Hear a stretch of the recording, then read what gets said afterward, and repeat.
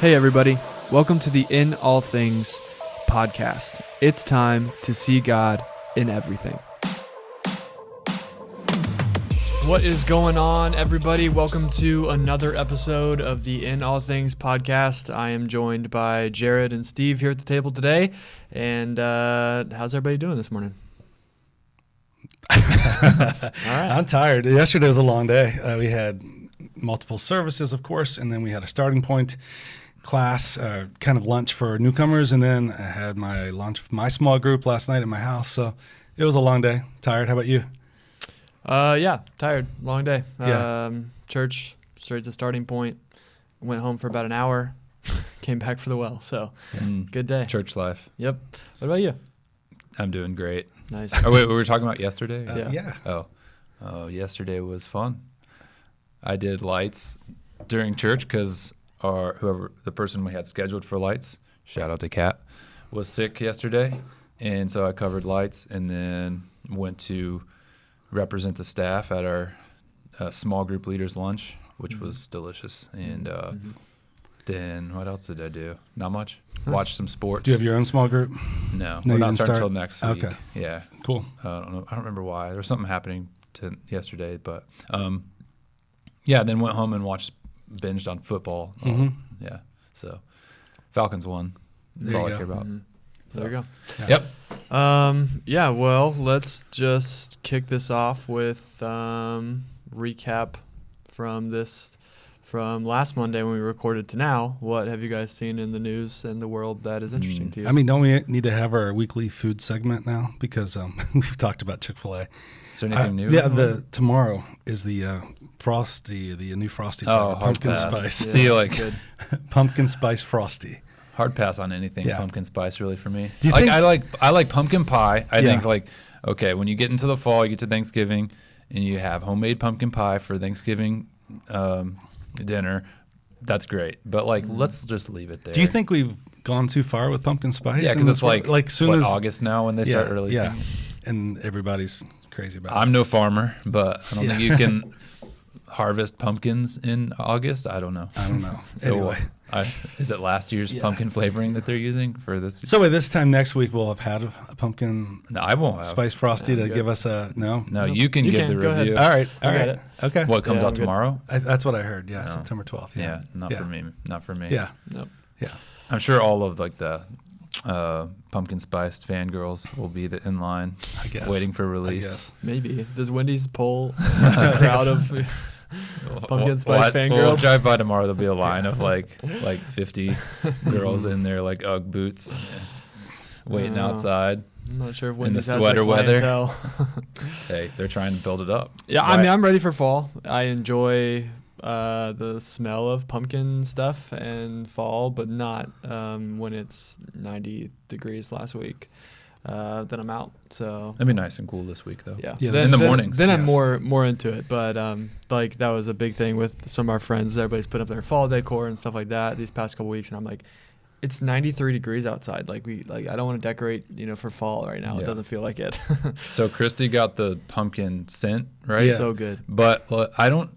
To me, I don't smell a pumpkin in it. A lot of cinnamon. In Yeah, it. it's more like it's kind of it gives you a fall vibe, but I don't really Yes. smell. We're Pumpkin. talking about our church foyer has a scent. So, And lobby yeah. and well, that's Same thing. office Yeah. lobby. Oh, okay. Yeah. Because I okay. think it smells good out there for some reason. I don't know if she put a machine out there, but it smells So if good. you're in the smells, come to Sycamore You can Creek. smell it. You can smell it like in the vestibule coming in. It's so strong. Yeah. It smells good, but Yeah. but I don't smell the pumpkin in it. Whatever. Mm.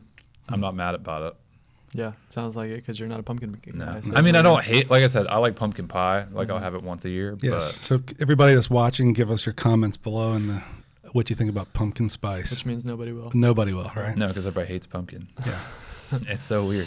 Yeah. Okay, what else? What else happened in the world that you guys noticed or paid attention What to? happened? I know that North beat Central on Friday night, Hey, so I'm that's wearing a exciting. North shirt right now. Yeah. North Panthers for life, so that's cool. Central's had a really good run these last couple of years, so it's nice to be on top now and to be higher ranked than them and everything like that. It was funny. It is funny. Yeah. No, go ahead. No, I was like watching it on TV, which was pretty cool that it's on the local CW channel. And they did a pretty good job, but it was funny they kept saying in the broadcast, it's been that North has not won since 2021. I'm like, well, that's just 1 year ago. Like they did win in 2021, but over, like you said, over time, Central has dominated the matchup. 2021 is 1 year ago? Well, I mean, there's only 2022, one full season. 2022, Central won. 2021, North won. Like, it's been so long. Well, last year, Central won, and the year before they won. So the younger you are, the longer a year seems, right? So, like, for kids, they're like, oh, man, we haven't won since my sophomore year. Yeah. But it's pretty cool. And along those lines, Alabama lost, which was like a huge deal to a lot of people, especially people that pull for like Ohio State and Big Ten, because pretty much, I guess, really Alabama is like the arch nemesis of college football overall. So they lost. But the biggest story in sports is Deion Sanders. Oh yeah, do you know about that? Do you know about that? Nope. He was the coach at Jackson State. Everybody knows him as a player, amazing football player and baseball player. Go Braves. Yeah, he did play for the Braves, Yankees, right? But he actually was really good at Jackson State, and then he left and went to Colorado, which won one game last year. Yeah, won, and they were terrible. 14 or whatever. Yeah, he took his son and some other great players, and they've won 2 in a row, and they are the hottest thing in college football. And they're ranked this week. They came out, I think, in their top 20 team, I think. Right? Yeah, they are, like 12th or something. For the first time since 2014 or 15, they're ranked, which is pretty cool. Good for them. Yeah, exciting for him. Yeah, he's he's funny because he's very forward in his like interview. Like he comes across very. I'm not cocky, but the proof is in the pudding, and he won the first 2 games. So I guess you kind of get the right to like all the naysayers that like, oh, he's just gonna go get rolled over by these bigger FBS schools like TCU. But no, they took care of business. He did. So football has started. I don't know. You probably don't love that conversation too much. No, you don't keep up with like the details. I think you like the you pull for OSU and. Yeah, if it's on, I watch it, get into it, know what's going on, but I don't follow it. What about NFL for you? More college than NFL. But if you had to choose an NFL team. Bengals. Okay. My family's always been Bengals fans, which was a bad day for us yesterday. They got dominated yesterday. But, if I had to pick a team in the NFL, it would be Bengals. So yeah. I made a Browns joke in, I think, one of the sermons yesterday, because all the people coming in first day of the NFL, they're wearing their jerseys and I think we have more Browns fans here than Bengals. For sure. And so the Browns fans coming in, like, you excited for today? You going to win? They're like, oh, probably not. They're so, like, if you've been a Browns fan a long time, it's just the thing with Browns fans, the reason you see so many of them is because they're just used to the torture, and they're like, so they'll wear their jerseys out all the time. But like Bengals fans, they're like, they're a little bit more mellow, timid about the outlook for their team, and so. I think I saw one Bengals jersey. I saw a Pittsburgh jersey yesterday, but a bunch of Browns. Ironically, shirts. it's like I'm a Joe Burrow fan. I think he's awesome, but he signed the biggest contract ever. He's getting $55 million a year, and then he had a terrible like game. 80 total passing yards. He had a terrible game yesterday. So good for him. Yeah, he wins. Yeah, so he's got the money. It's most of it's guaranteed. Yeah. Yeah. As far as other current events that happened between today and last week, I don't know. It was such a busy week, I feel like, with so much going on. Current event in our family is we accidentally skipped our daughter's soccer game on Saturday morning. Yeah. Because the first game was at 10:30, and so we were like, all right, let's get ready. It was starting to get 10 o'clock. Let's get ready and get your shoes on, get your uniform on. And Lisa Kay was like, let's check the schedule, and just to make sure what time she needs to be there for, warm up and everything. Oh, yeah, it was a 9 o'clock game. So she was devastated. Yeah. I when Lisa Kay and the girls walked in, that's the first thing. How's soccer going? And Audrey looked at her mom, just like, yeah. She was like, what's wrong with that question? It's a sore subject. Yeah. But she has this thing right now with like her earrings that she hates taking them out because she's had them pierced for almost a year now, but she has to take them out for game day. So we played it like that. He's like, hey, you don't have to take your earrings out this morning. Okay. Try to give some consolation small there. victory. Yes. But she has practice tonight, so she'll get, she'll have to tell the story to her teammates of why she missed and blame it on mom and dad. So yeah, that's fun. funny. Yeah. But You've learned that all the games are not at the same time. Yeah, and You're new to this world. but I don't know. I don't know that I'll ever memorize soccer schedules and stuff like that. So, but that was I guess not really an event. That was a lack of a current event in my life for the past week. You missed the game, so yeah. I don't know anything in y'all's personal lives that popped up over the past week that notable. Off the top of my head, not really. I got to go to a pickleball tournament, so that was cool. Oh yeah. But I know but generally most people don't care about that, so I'm not gonna spend some time talking about it. But right. I got to go to the Cincinnati Open, so that was a lot of fun. I saw your reel that you posted. Mm-hmm. Yeah, it looked pretty cool. Yeah, it was fun. I literally sat courtside, so it was exciting. Is there another place to sit that's not courtside? Yes. Like they have like Lots of bleachers and stuff? yeah. Oh, okay. Mm-hmm. Yep. So it was because all I've ever seen is like, just City Park. Yeah. It's like, yeah. For the professional tournaments, there's a lot of different kinds of seating, and most people don't sit up close to the actual championship court. So it was exciting. I'm ready for got to hook up for some tickets. So. Show up on ESPN too soon, like a tournament. Because you see like, they have those nights on ESPN where they have like all these weird sports. Like, have you seen the slippery stairs? I've heard about this. Yeah. So they have like this slippery stairs competition where the guys have like helmets on, but they just soap and water the stairs, and the first one to get to the top. But they have dumb stuff like that on ESPN now. Like, and cornhole is like a huge deal on ESPN, which is fun to watch on ESPN. Yeah. I've watched some tournaments sometimes. I'm like, man, they're so good. But it's only a matter of time before pickleball's on there, which it probably already has been. But it has been because I've seen the celebrity pickleball tournament, which is pretty cool. Yeah. Because you get to see celebrities interacting with one another. And Will Ferrell's pretty good. Will Ferrell. Who was it? Man. Dirks Bentley went really far. Oh, okay. I think he was one of the top. The last one. They need to do that again. Yeah, they should. It was a charity, so I'm sure they'll bring it back. But anyway, that's pickleball, about it for me. That was fun. So that's kind of the extent of my in-depth sports knowledge and what I actually follow. And so, besides soccer and pickleball right now. But so it was fun to be there and actually know like players and get to meet a couple of them and stuff like that. So it was cool. Yeah. But what else? No, I was thinking about we had our launch of our small group last night, and we just did more of a casual first meeting where I showed 3 different previews of different studies we could do that are on Right Now Media, and let everybody discuss and vote on which one they wanted to do, which was cool. And I didn't expect to have that much discussion, but it was good. We had 13 of us there last night out of like 24. And anyway, got to the point where I was like, I'm going to be gone one Sunday night, and it'd be cool if somebody else wanted to lead once. And one of the best things that happened last night was I got like 6 different people in my group volunteered to lead a session. So it's like an 8-session study, and we're going to split it up, and everybody's going to take a turn leading, which has been that's like a breakthrough. So I'm excited about that. Also, it was fun last night. Kind of an icebreaker. We played fishbowl with our group. Nobody had ever played it before, which was kind of shocking to me. But it's odd. It went well. It was a lot of fun. So it was a good start for that. Who won? The guys or girls? The guys won. Of course. The guys naturally won. They won, and wasn't quite as strict with the rules as like when our staff and elders party with the kind of like let that go a little bit, But anyway, if you've ever played that game, that's no fun.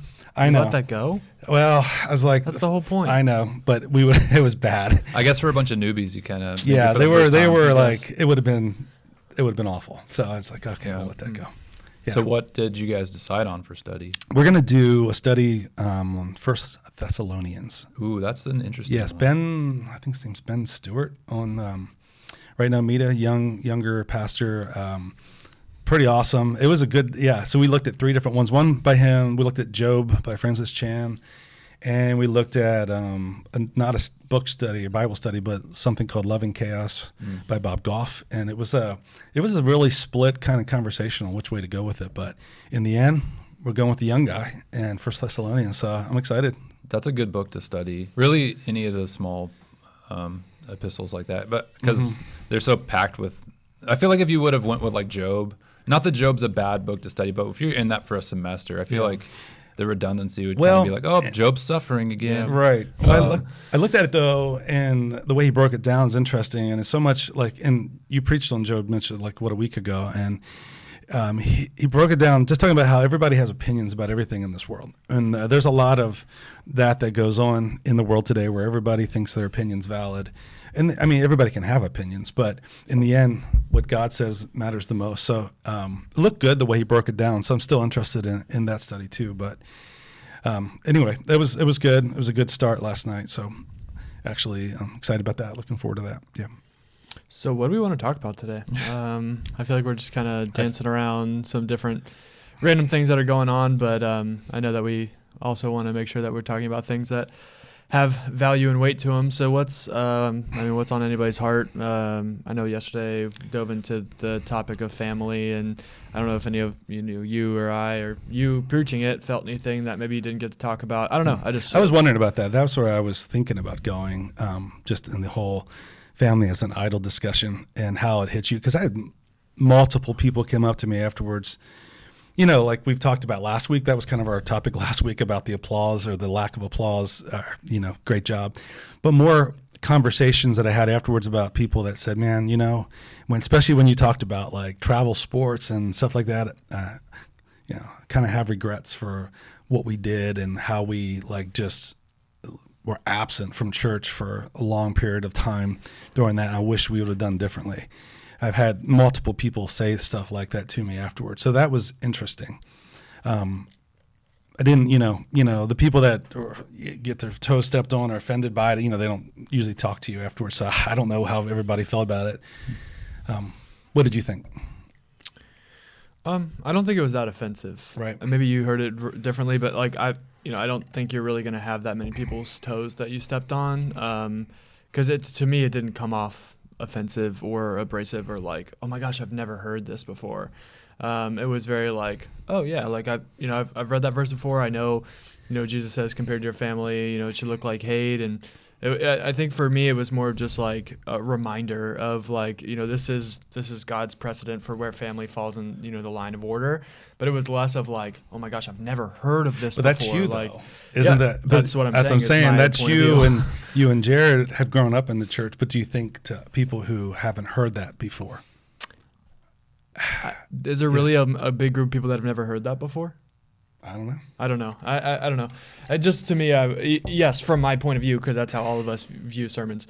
Right. But also just thinking about the broader picture, I would be shocked to hear that there's this big group of people that was like, I can't believe that they said that. No. Like, wow, Right. For me, the idolatry of family hasn't been as much of a struggle for me. I feel like I've always been able to keep family below God. But, I feel the pressure from family and extended family sometimes of like, oh, it should look like this, you should do this, act this way. And sometimes, you can feel that tension of like, okay, well, there's more to it than this. But I feel like for me personally, it's never really been this big giant struggle or idol. Some of the ones we're going to get to in the next couple of weeks, I know are going to, be more convicting for me.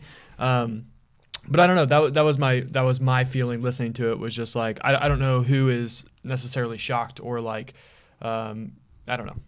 I feel like society tells. So like you take faith out of it, you take Christianity as a whole, any religion for that matter, but society tells you family first, all the time. For sure. So I feel like maybe that's where you were going with that point, because I think that like, everybody wants to be, everybody wants their family to be first, and they want people to know that that's where their priorities lie. Yeah. Because that's, just, it sounds good, seems good. That's natural too, right? Like, I mean, we're to protect those that, our tribe that we live with and are closest with.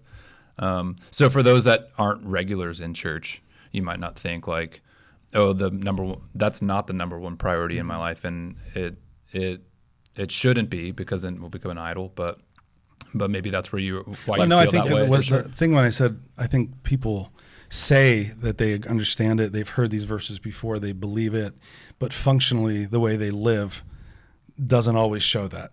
Like we make choices, like I said, like sports, like that's one. But I think and I've talked about having somebody who's not part of their family over for a holiday. I talked about not being inconvenienced to serve. I talked about and I think this is a big one, the theology part, where you have beliefs that are biblical about marriage, about sexuality, all those things. And then when your kids start violating scripture, then it's like, well, I don't know if I believe those things quite as strong as I used to, or I make excuses for those things.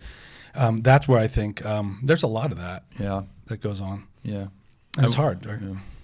Yeah, we've seen examples in our church of families who will protect their their children over, what Scripture says, based on how they're living their life. Yeah. And we've had families leave the church over things that have been said about how people are to live or aren't to live their life, and then idolizing the identity of their family over. And there was a family here yesterday that is going to the mission field that we've talked about and had them here and supporting them. They're going to Turkey, and they're taking their family of 3 and leaving their family in America for a long period of time. And some people would look at that, and that's a great example, I think, of putting Jesus first. Like, if he calls you to do something, it could mean moving away from your family. Like, you live here with your family, Lisa Kay and your 3 girls, but your parents, her family, they're all in Georgia. Mm-hmm. So you feel like this is where God's called you to be. Not, they would probably prefer that you live close to them. Oh yeah, for sure. Right? I mean, you'd be devastated if all your grandkids decided to move, correct, far away. Because my parents always joke, and it's not really a joke, but they don't really, when they come to visit, they're coming to see the grandkids. They don't, My dad will be excited to play around at golf with me, but he's there to see the grandkids. It does feel a little bit different for me in this scenario, because for both of you guys, you have all of your extended family, for the most part, is right here. So it's easier for you guys to surround your lives in tradition, in ritual with family, in expectation. And with my family, it's a little bit more loose, because we got to pick and choose what we do. And so I guess in this idolization of family discussion for us, it's more of like an immediate family kind of a thing, because all of our extended family is gone. Right. So I have to kind of look at it in that context. Right. And it's easy for us as full-time church employees to use, we have to be here at church, and we have to prioritize. It's easier for us to use that as a cop-out and say like, we don't idolize our family because we're always at church. We're always doing, serving the Lord however we can. So it's a little bit harder, I feel like, to peel back the layers and to be like, okay, what actually is that for you and for me in this discussion? Where do we struggle in this? Because nobody's perfect in the family idolization struggle. Yeah, I think it's easy for us, the 3 of this table, to that, like you just, exactly right. Like we are, we go to church because not just because, but we go to church as our job. We're paid to be here, and we have responsibilities on Sundays, and so we're gonna look at church through that lens and expect other people to do the same thing. And then when they don't, it's like, oh my gosh, they don't, they idolize their family and they're never here, things like that. And, I think if we're being realistic, like if we didn't have ministry jobs, we may go on weekend trips sometimes. And we may do some of those things too. So I think that's, can be an overgeneralization, because we're not in the same position as most families are. Right. And then at the same time, going back to what you said a little bit ago of like, you see families that, maybe give up strong stances or give up values when one of their kids or extended family members begins to struggle with something big. I think it can be easy for us to just make a blanket statement on that stuff too, because it is a lot different when you have, something in your family like that. Sure. And we, don't have necessarily close examples of those kinds of things. And so when we see people do that, it's like, man, they're not standing on God's word. They used to do this. But, I think that conversation is different when you're living it too. So it can look like idolization to us. In a lot of ways it is. But I think we're in a privileged position because, we work for the church. We're going to push God's word and stand on God's word firm. And we believe that, even if we weren't working for a church, we believe that. But I don't know. I just think it's interesting that I think our perspectives on family are maybe a little bit different than most people's, I guess. I feel like we're equating a lot of this conversation at this table right now with church attendance as a whole, right? So like, correct. How getting away from that church attendance discussion, what does that look like? Because say everybody was required to be by law to be at church every Sunday with your family. Does this family idol thing just disappear? Right. I think it's a small part of the puzzle. Yep. Because I think it starts a lot deeper in your priorities and your intentions than church attendance. Would you? It's interesting. Because even in the sermon I referenced families that, their kids, for example, do play travel sports, but they do make the priority as much as possible. Even during that season, if there's a possibility of being there on Sunday, they do it. They don't just punt on church. But then I mentioned in reference watching online, and that's another whole debate they can go into. We've talked about it before, I'm sure. But I saw this morning on Twitter somewhere somebody put that their church just adopted a new statement into their constitution for the church that states that we will meet as an assembly together, and that we believe that is the calling of the church to meet together in person, and that we will continue to have online services for those who are in nursing homes and those who are sick, but we do not believe that is the same thing or a replacement for what the Bible calls us to do as a called out assembly of believers. And they made that as part of their constitution, also to take a stand. They were saying just to make that statement, but also take a stand to anything that the government might do in the future of saying you can't meet because of a pandemic or something like that. Because, even during those things, it's very tricky, all of that. But I do think that, the pandemic did cause more people to look at online as a valid option. And I think this is so tricky because I think it's obviously for those that are nursing homes, those who are elderly that can't get out, those who are sick, if you're on a vacation and that's great. But I think when we use that as an out, like I'm just going to stay home today in my pajamas, that's not being what the church called us. Yeah. The Bible called us to be. But I don't think, in my opinion, I don't think it's the job of the church to call out that as a sin necessarily, because I feel like, I may be wrong in this, but I feel like it's kind of the work of the Holy Spirit to convict those that are just attending online and they feel like that's enough. Because of we all know scripturally, that the church is a physical body of believers and in one location, in an actual place. And I agree, that a little bit of what we do by streaming our services is enabling people to do that. Right. But we're not telling them to do that. We're putting it out there as an option. I guess what I'm getting at is I think that for those that use that as a resource, just because they don't want to be in the physical building, I think that could be just a lack of the Holy Spirit's conviction in their life. Maybe they don't feel it.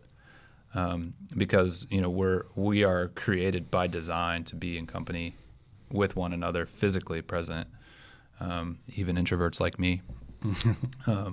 So I don't know. What do you think?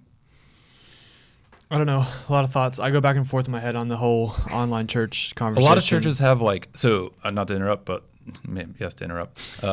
So I know of a few churches that have, and you guys probably do too, that have, since COVID is pretty much done, we're not live streaming anymore. Yeah. So for me, I'm like, okay, that's a terrible idea, right. Because of the people that need it, but also people want to still feel somewhat connected if they can't be here for vacation or for work or whatever. Are those churches recording it and then putting it out I there? don't think so. I mean, that's just, maybe they are. I mean, we were doing that beforehand, Yeah. and it's a great resource for people. Yeah. And there's so many people that have come to the church that have told me when I've met them at Guest Central, oh, I was watching online for a while before I came to see if I liked you or liked the church and felt like it'd be a good place. So I think there's so many valuable resources when we do that. And like a couple yesterday that was a starting point was asking questions about, hey, what do you believe about this, that, and the other? And I said, hey, there's a series that we did back in the spring. You can go find it on our YouTube page and watch. And I think that's a mistake for churches to just cut it. Well, we spend a lot of energy and resources here at Sycamore Creek to make that happen for our people. To make we have volunteer teams that make our live stream happen. Doug Rutherford, who is an awesome servant of our church, makes that happen every week for us. just so people can do it. So I'm not like devaluing online church, but I think that followers of the Lord who are trying to make an impact in the kingdom and who are actively letting the Spirit transform their lives should feel some sort of conviction for not being a part of a physical body if all they're doing is sitting at home, especially if they have the consumer mentality and they're not serving in any way, giving in any way, and they're just soaking it all in. So what about this conversation? I think is good, and I think the truth is we're on, like Mitch said earlier, we're on church staff, so there's a little bit of a bias that we have, I think, toward the church just because that's what we do, and that's what and that's what we're called to do. But how much do we equate church attendance to our faith? Like how much of that, of being here every week, is part of who we are as a Christian and what we're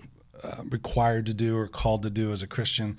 There's plenty of people that say, I don't go to church, but I'm a Christian and I fully believe in Jesus and I do good things in my community. I just don't believe in going to church on a regular basis. Like that whole... If I can be blunt, I hate that statement so much that, I'm a Christian, but the church just isn't for me. I love Jesus. I just don't go to church.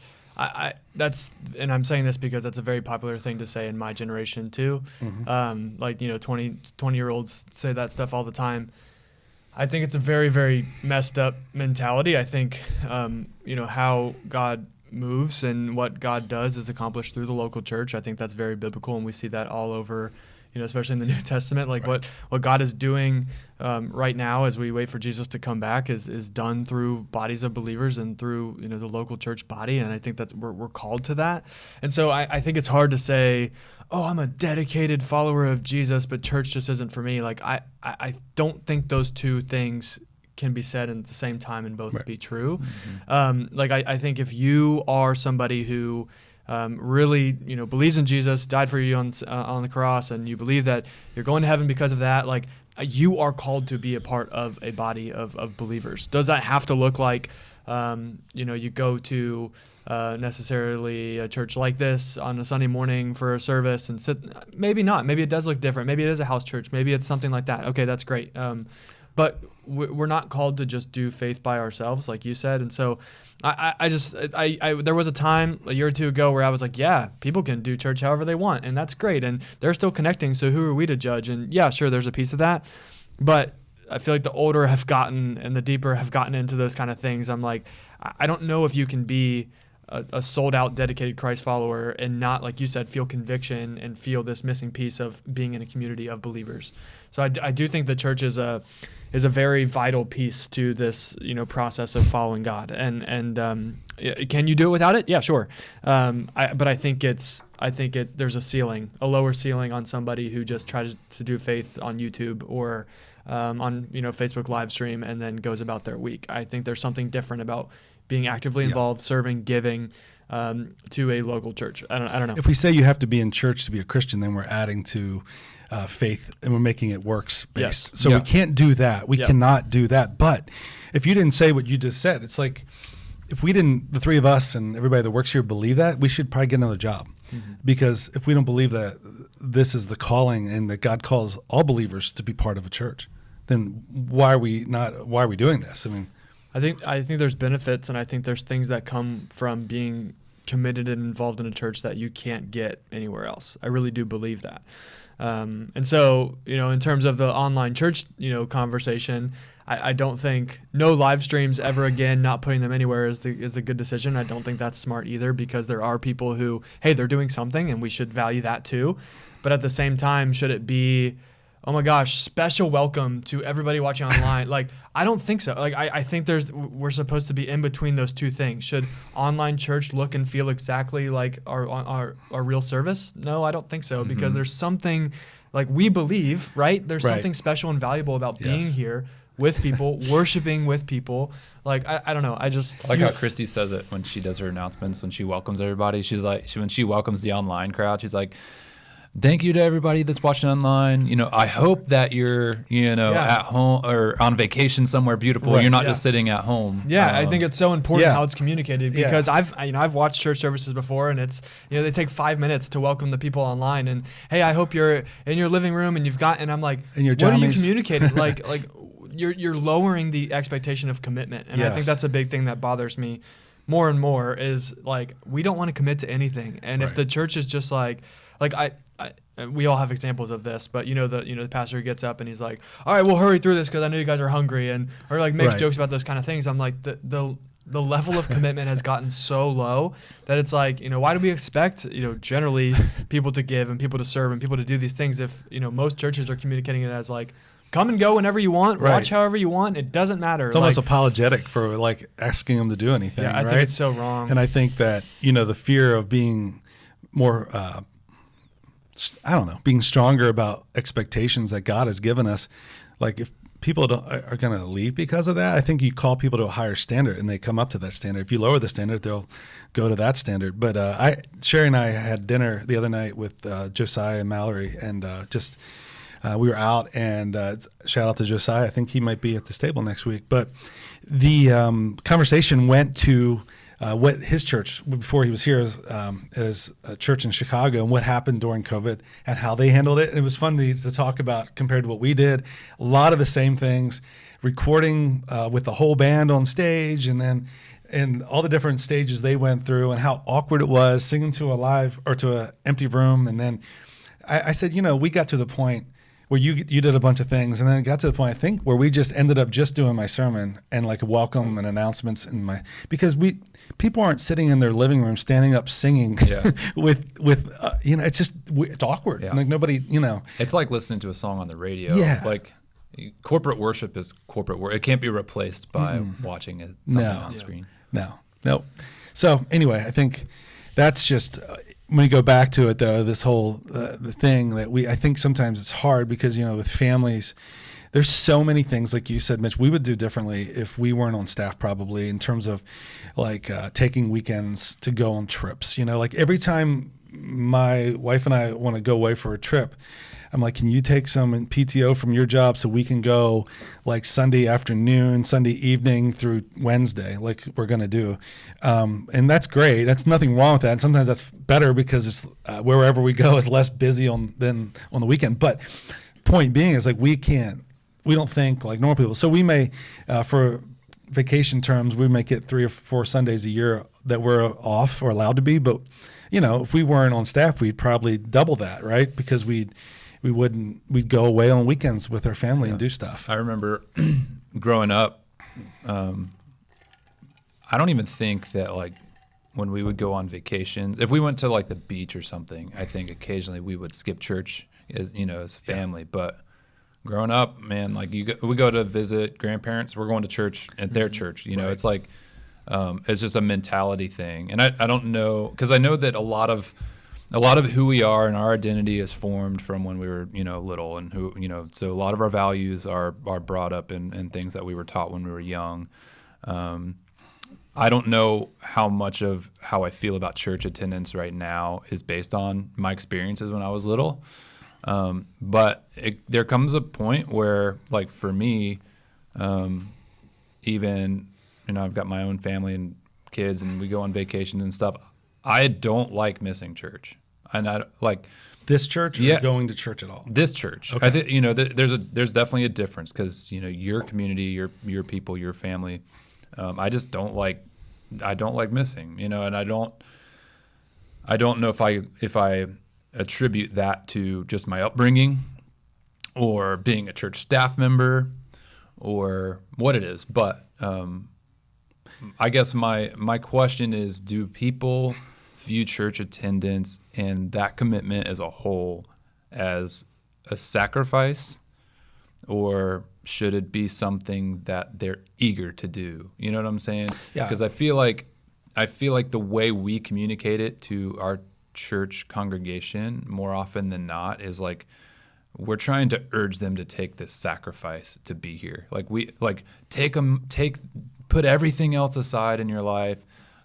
schedule your kids' sports or tell your coaches, no, you can't be there because you need to sacrifice to be here. But it shouldn't be that way, right? I mean, it should be, in my opinion, it should be, people should be eager to meet, like, especially, I mean, if our whole goal in life, if the reason that we were created is to glorify the Lord, to make disciples, and to grow the kingdom. I mean, the 1 hour that we get, or more if you know, depending on how long your church service is, but that 1 hour a week, we should be like anxious for that. Like, hurry up and get here Sunday. Come on, right? Or am I tripping or like? No, but I think, and I can, you know, please call me out if I'm wrong, but I think for a lot of people, it starts as a sacrifice and gets to a place of that. I agree. That's why I'm saying I don't know if I can attribute it to my upbringing because I've never been through that process. Yeah.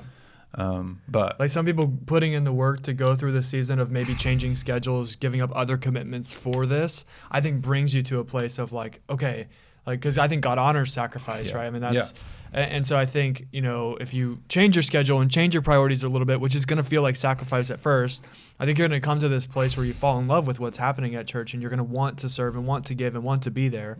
But I don't know if it always starts that way. I don't know. I think agree with what both. you're saying, though. Absolutely. Yeah, I do too. I think it's both. I think sometimes there's some people that just, they hate being away, but they also, they have to go on. I mean, you should go on family vacation. That's healthy, right? So, but at the same time, hate missing. I hate missing. I do. Even like I love vacation with my family, but I also hate knowing there's a service going on here and I'm not there just to meet people and see people. It's my church family.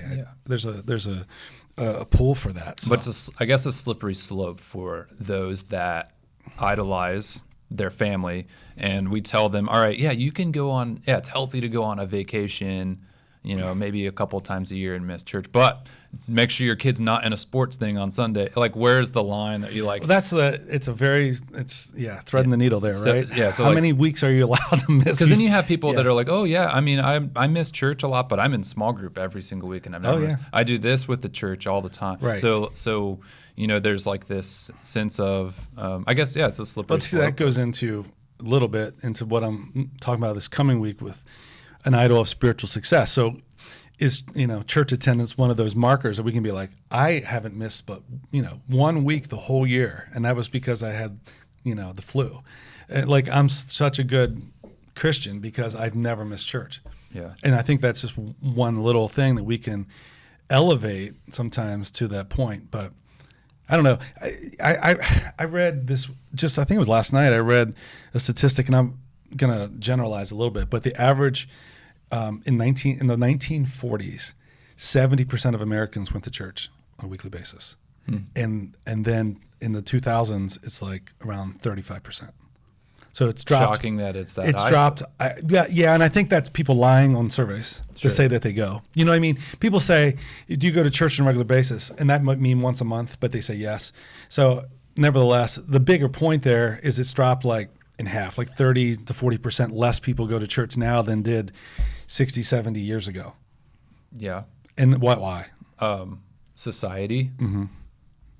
Expectations, options of other things to do. I mean, things used to lend themselves more towards a church-going lifestyle. There used to be a lot of businesses closed on Sundays. The blue laws. I mean, it was like there was a day that was like, oh, what else am I going to do? Like, there's no sports, there's no obviously school, there's no work. Like, I mean, there's a lot of jobs. You don't work on Sundays. I know more and more people who have to work Sundays now. Oh yeah. And like, it's just that's where our culture has gone. Is like, no, we don't need a day to set apart. It like, you know, no. Yeah. Like, it's, everything's open. We got to make money. And I don't fault people for working Sundays. I think as long as jobs are those different. people, like, as long as you hold your Sabbath whenever that may be, in high regard, and commit to a family of believers, aka the church, in some way. Then that's awesome. No, I'm not at all knocking people whose that's schedules make them work Sundays. Right. Thank God for doctors and nurses and police officers that work on Sunday. We need them to do that. Yeah, we just need to close all the hospitals on Sundays. But we don't. I mean, there are things. I remember as a kid, like my parents felt a little like when we go out to eat after church on Sunday, like we're making these people work. Like, you know, like because we're part of the problem. We're going out to lunch on a Sunday. Like that was a bad thing to do. Because, you know, it's encouraging people to work. But, I mean, that's not the same thinking anymore, but it's a point where it's like, Yeah. Chick-fil-A, they've kept their stance. They're like, we're going to close on Sunday and give our workers off. They can go to church. They can do whatever they want with their family. And that's that's a different thing for me, though, because I feel like that has evolved from them being, all right, we're going to do this once a week, Sabbath day, to that being their like identity and brand. And how successful have they Right. become So, in spite of that? Yeah, but I'm saying like, I don't think that it's like, oh, look how, spiritually everybody go to church. I think it's their like, employees are like, oh, I'm Yeah, Sunday, yeah, I Sunday know. off, so I can go to church. Like, Well, I don't think but so. it was founded that way. Yeah. The founder did started it. that way. That was the intention. That was Yeah, his intention. And I think the point, and point being is you can make those decisions and be successful. And they have proven that, some people are like, man, if you were open another day, you could make that much more money. But hey, we all work on Sundays. Which goes back to the other thing, right? Like, yeah. that started as a sacrifice for Chick-fil-A, right? Probably still is to some degree. Yeah. I've heard the owner talk, or Yeah. the guy talk about how much Yeah. money they're losing, and they know they're losing every Sunday that they're closed. But now I hope the intentions are still somewhat the same, right? It's an eagerness of like, that's kind of what we're known for. Like, we're not going to budge. We're not going to give up this. So aren't they like second to McDonald's in profits of all fast food? I mean, like it's amazing. Yeah, they With a day off, they were open on Sunday, probably be ahead. I wonder if McDonald's like was like, all right, we're gonna close on every Tuesday. Yeah. I wonder if like what would that do to their business model? But also too, would people be like on Tuesdays would be like, oh man, every Sunday I want Chick-fil-A more. I know that's what I'm saying. But like Crazy. Tuesdays, if you couldn't get it, Exactly. that's when you would want it more. Yes. So like Wednesdays would just be crazy at McDonald's because like everybody is like Yeah. craving it on Tuesdays. Like McDonald's gets the benefit of Chick-fil-A being closed on Sunday, probably. Oh, most everybody, fast food every else, other fast food does. especially chicken Canes. places. Yes, for sure. Yeah. Anyway, let's start to wrap this up a little bit, kind of land it home. We've kind of been all across the board here talking about the idol of family, talking about church attendance, talking about levels of commitment, talking about all these kind of things. So maybe we'll just kind of end on some closing thoughts or takeaways that we have on this whole kind of conversation, and then we'll call it a day. So I don't know who has any thoughts or anything that you feel like you haven't got a chance to say, but I mean, it's okay if these conversations aren't super pointed, but I want to end on something. What is the scripture that we usually go to when we talk about attending church? The Hebrews 10:25 passage, I think it is, that Look it up. not forsaking the assembling of ourselves together as some are doing, but all the more that we should be coming together because of the day that we live in. I think I would urge people to come because of the urgency of like, you don't know, life is fragile. Life, you don't know how much time you have. I mean, make the most of your life by being in a body of believers. And I'm encouraged when I think more so at a Sycamore Creek type of church like we are, more people come because of the want to, not because of the obligation. And I hear that all the time. It's like that's why I come, because I can't wait. I love to be together, love to be with the church family, and I'm encouraged by that. Because I grew up in a church where there was a lot of obligation. It was a lot of, these are the rules. You go to church whether you like it or not. I don't care if the Super Bowl's on Sunday night. We have Sunday night church. You're coming to church. It's like, it was like very rigid and all of that, and it was all rules based. And I think our goal is to create a desire and a hunger in the people that come here that they want to come and they can't wait until next week. Mm-hmm. Like they leave thinking, man, I wish I can't wait till next Sunday. And I think that's what our desire is as a staff, to create that thirst and hunger in people that they want more of God. And they feel like, I get it when I come here together with other believers. My thoughts on that are, as church staff, we want our building to be, packed to the gills for the sake of, changing lives and shaping the kingdom and growing the kingdom. But for us, it's far more enjoyable when there's, say, 100% of the room is engaged. So like, you don't want to have a packed room and with nobody engaged and nobody wanting to be there. Right. Like when you guys get up to preach, if nobody's responsive to your sermon and they're just, they're just there because obligation, that, we would almost rather than be at home. Right. It's like, cause it makes it uncomfortable. Like if I'm on stage leading worship, man, it is so uncomfortable. If the room is packed, it's like, man, it's a hot Sunday. There's a lot of people there, but nobody cares to engage in worship. It's like, okay, well, what's the point? But like, if I've got a room of 20 people that are just, man, like on fire for a worship service, that's what we live for. I think that we harp a lot on, church attendance, but more than that for us, and it sounds cheesy and cliche, but more than that for us is we want to see engagement. We want to see, we want it to be exciting, and because the gospel is powerful, it's not boring in any way.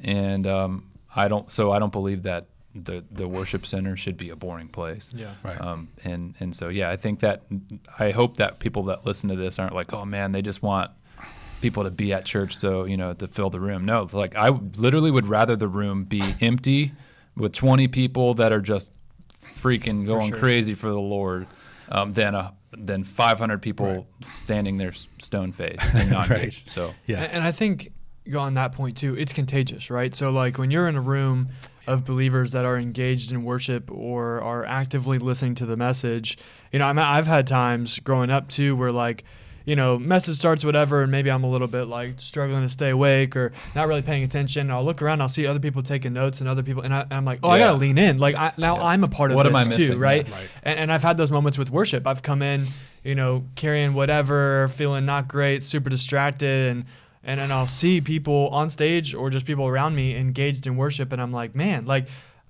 I want that. Not just let me try to get like them, but there's something about it rubs off on you being in the presence of other believers. And so I think that's the big thing too. And that just comes down to how it's communicated and how it's demonstrated through the lives of us and our leaders and things like that is, we believe there are benefits. It's not just church attendance. It's not just come to check a box. It's not just come because, man, if you don't come, then we don't have money. It's so much more than that.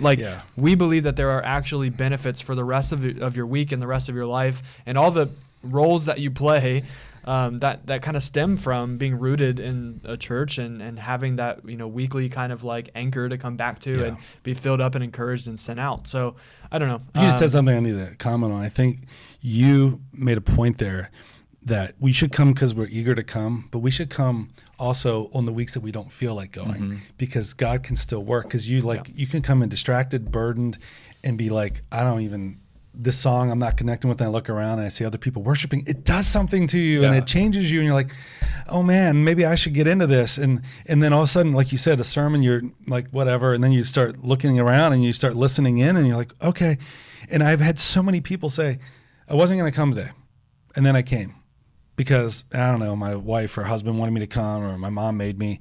And man, God spoke to me today. Yeah. That's why we push it too, because you never know what's going to happen when you show up. And that's the part that, just come when you feel like coming. No, don't just come when you feel like coming. Make it a discipline in your life, just like we talk about prayer, Bible study, all the things that we should do that are disciplines. That's why church attendance needs to be a discipline. And we'll continue forever to harp on that, because when you show up with a body of believers, where two or more are gathered in my presence, there I am in the midst, and God shows up and he can do a work in your life. And you might miss out by staying at home. You might miss out on something that God will do in your life today. Yeah, if we just made all those decisions based on our feelings or when we felt like it, we probably wouldn't be very consistent in a lot of what we do. You can apply that to anything in your life. If it was just based on feelings, I'm only going to do this when I want to. I'm only going to serve my wife or my kids when I want to. I'm only going to do the chores around the house when I want to. We wouldn't do very much. No. Even in spiritual disciplines, because it's talked about earlier, small groups. I know sometimes just with ministry, sometimes it's like I have a men's group, have a group at our house with my wife, couples mostly. It's just like, another thing. And almost every single time, it's like we feel like, I'm tired, Sunday afternoon. We have it, and it's like, that was really good. I'm so glad we did that. Yeah. Not like, I didn't feel like doing it, and then it was awful, and I hate that we did it. No, it's always the opposite, because we gather with other believers and we had fellowship, but sometimes our attitudes are like, if it's based on feelings, I'm not doing it. If it was at somebody else's house, I'd probably text and say, I'm not going tonight. And I'd miss out on that blessing. And I think that's what we care about. We want, I know it sounds like cliche, but it's our statement. Changing the world by changing lives. We want to see lives change. And we believe that so much of that can happen when we gather together. Yeah, I know we're trying to close. I was on the production team yesterday, and so I was in the sound booth. And there's the new song that we're doing called I Believe. It's funny. I told Josiah, I told a bunch of people, I was like, I don't really love that song. Like, I don't know. It just sounds it kind of fits in with the blend of everything, doesn't, and so we were in that song yesterday, and I was at the lighting console running lights, and I look in the front row and I see like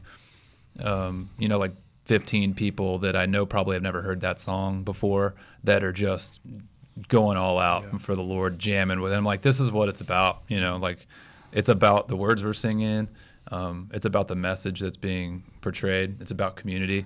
And then like my heart got struck and I was like, okay, this is awesome. Like I, put my opinions about music out the way. I wasn't feeling it in the moment. And then, like you said, once I saw others, I was blessed by what they were doing. And I was like, man, they've got it going on for Jesus. They care more about what they're singing and the words that they're singing and they didn't even know, most of them we've never done that song here before. Right. But I looked around the room and I saw this anthem of this declaration of what we believe being sung. It was awesome. So it lifted me up for sure. Yeah, you need to wrap this up because we're going to keep talking. So what's wrong with that? I know. No, it was good though. Start going 3 hours. I know. It's like, it's really, I think it's something that is close to our heart. So we're like getting fired up about it. But people, I don't know. I feel like people don't mind listening to longer podcasts. Longer podcasts do really well. I don't know.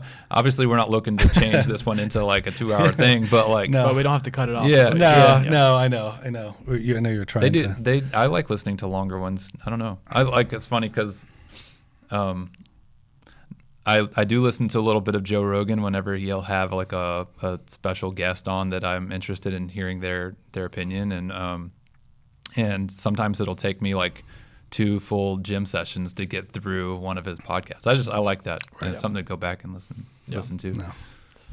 All right.